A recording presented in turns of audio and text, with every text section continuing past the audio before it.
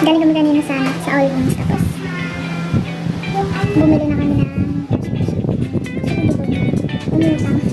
umutang muna kami ng washing machine, tapos ano, 12, payable siya within 12 months, and then ang monthly namin is 1 to 1,200 plus.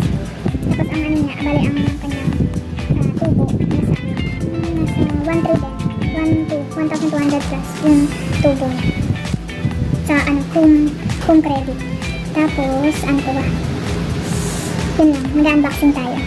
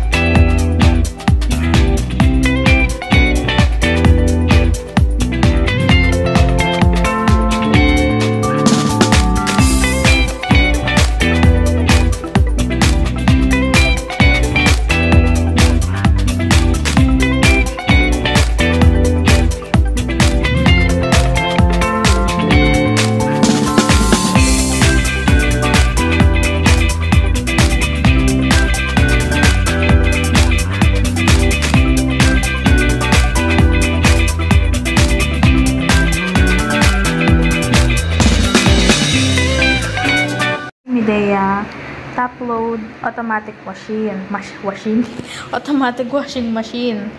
Tapos ito ay 8.5 kg. Bali automatic na to. Mayroon siyang one touch. Ayan. One touch control, auto control. So dito water level, delay, wash, rinse, spin, program, at start, pause, and on and off. So, ano siya? Hydraulic siya. Ano nga ba yung hydraulic? Hindi ko rin alam eh. Hydraulic, ganito siya. Kapag sinara mo siya, yan. Hindi siya babagsak ng, ano, yung parang nagdadabog. So, kapag, ito si Mai, pag inutusan ko maglaba, kahit magdabog siya, hindi mahalata kasi pag tinulak na ganun, yan, smooth lang yung pagbaba niya. Tingnan natin yung loob. Yan.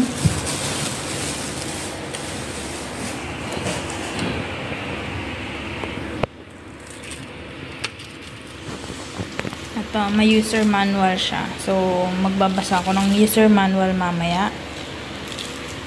Mamaya na lang. Tignan muna natin dito. Ito.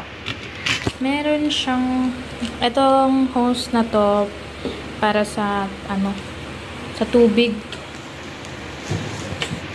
Ito naman yung kanyang, dito ilalagay yung fabric conditioner. Fabric conditioner, and then dito yung powder. Sabi naman nung, ano, nag-assist sa amin kanina, pwede naman daw kapag liquid, diretso na dito. Kapag may mga damit na. Tapos, asan yun? Ito, yung kanyang, anong tawag dito? Filter. Kanyang filter. Dalawa to eh. Ito yung isa. Bali, dalawa yung kanyang filter. Ba't mahaba yung isa mo? Ito, no?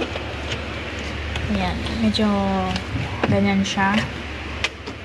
Ano ba to? Ganyan lang siya. Styro yan. Yun lang. Tapos kapag ka ini-start, kunyari, nag-start ka na maglaba, huwag mo daw itong bubuksan. Kailangan nakasara na. Kasi kapag in-start mo, hindi siya mag-i-start, mag-i-error lang siya. Kaya dapat naka-close tong ano niya, takip niya. Yan. Dito yung sa tubig. Diyan may kakabit yung hose. Ito, dito siya ilalagay sa ilalim. Paano nga? Paangat.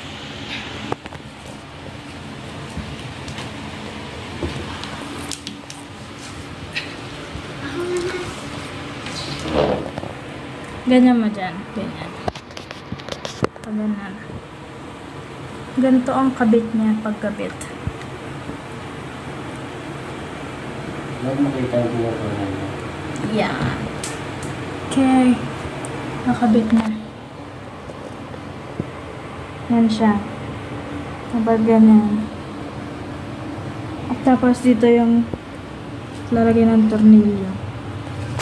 So, lalagyan na namin. Tapos, pagkatapos niyan, okay na. Eh?